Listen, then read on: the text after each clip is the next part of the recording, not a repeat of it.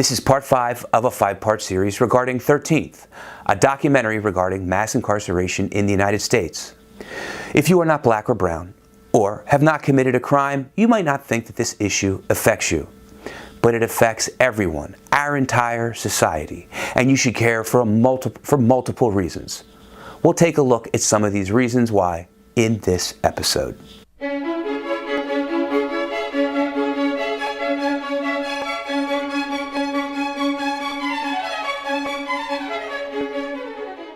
Welcome to PA Voter Information Network. This is Larry DeMarco, your host.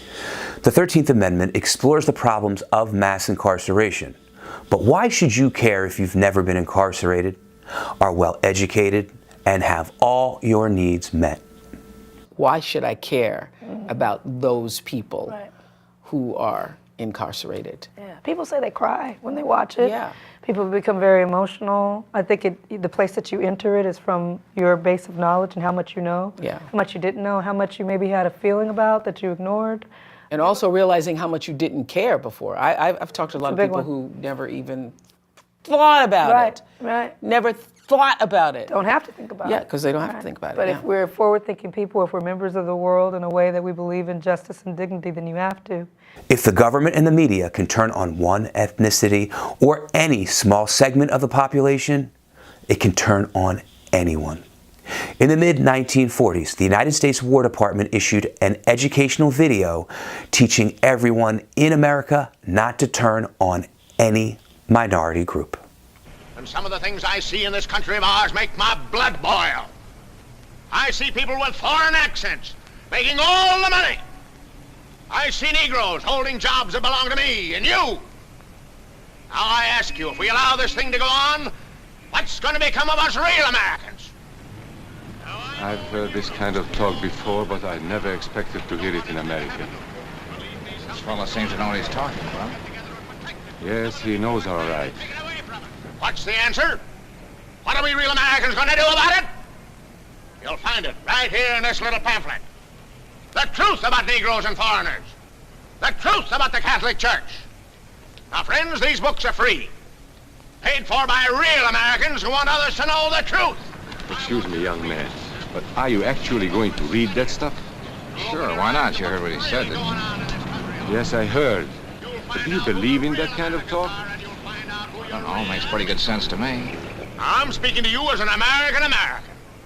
And I tell you, friends, we'll never be able to call this country our own until it's a country without. Without what? Yeah, without what? Without Negroes. Without alien foreigners. Without Catholics. Without Freemasons. You know these people. What's wrong with the Masons? I'm a Mason. Hey, that fellow's talking about me. And that makes a difference, doesn't it? These are your enemies. Before he said Masons, you were ready to agree with him. Well, yes, but he was talking about, what about those other people? But in this country, we have no other people. We are American people, all of us. We human beings are not born with prejudices. Always they are made for us. Made by someone who wants something. Remember that when you hear this kind of talk. Somebody is going to get something out of it.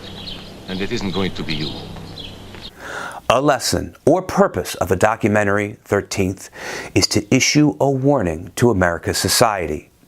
The huge for-profit billion-dollar private prison industry is tied to politicians with millions of dollars in donations, and it needs to fill its greedy appetite by keeping its prisons full.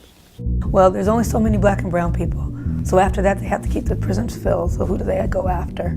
This is something that everyone needs to be thinking about and defending themselves against. There are this thing morphs, right? And it takes on new forms. And what it wants is violent and insidious, and it's going to go after whatever it needs to feed itself. That's what it's been like for the last 110 years. So it's something that everyone should be attuned to because we're all affected by it. For 140 years, blacks were the primary persecuted minority. After the World Trade Center attacks in 1993 and then 9/11 in 2001, Muslims were the next vilified class in line for abuse. In a documentary, Ethos, starring Woody Harrelson, it explored the role of the Muslim as the villain. The corporate interests that stand to benefit are so intertwined and interwoven with the political forces that the financial elites and the political elites have become the same people. The attack came without warning, and according to a U.S. government source told CBS News that it has Middle East terrorism written all over it. The attack in Oklahoma City appears to have a familiar mark. This was done with the attempt to inflict as many casualties as possible.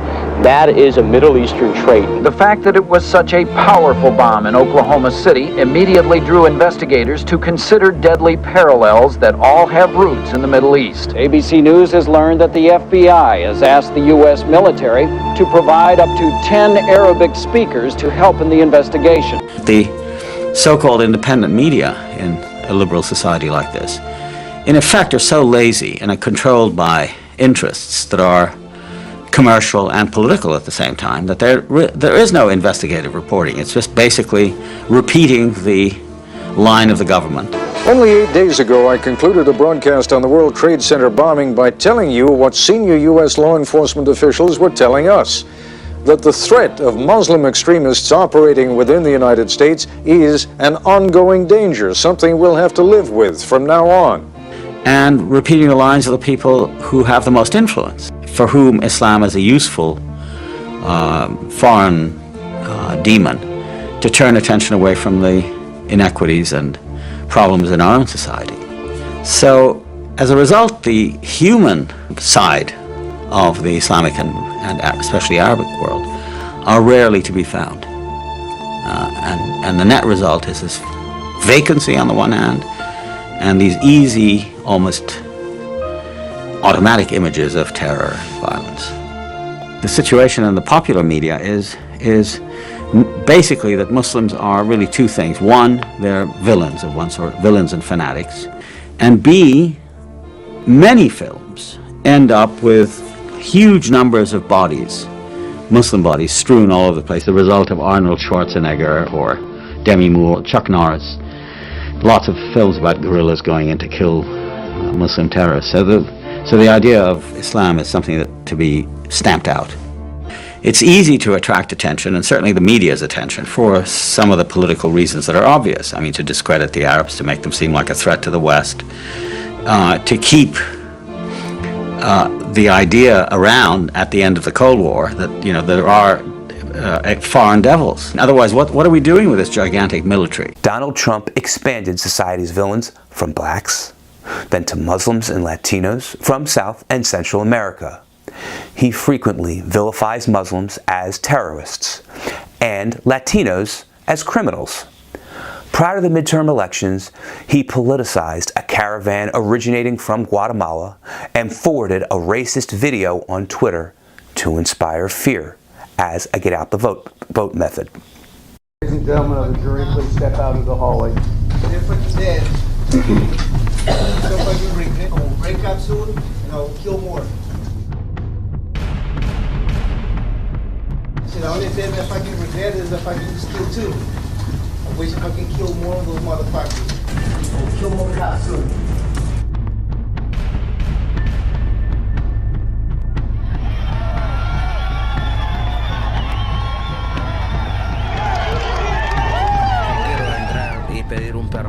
He says he wants to apply for pardon for the felony he committed. Attempt of murder.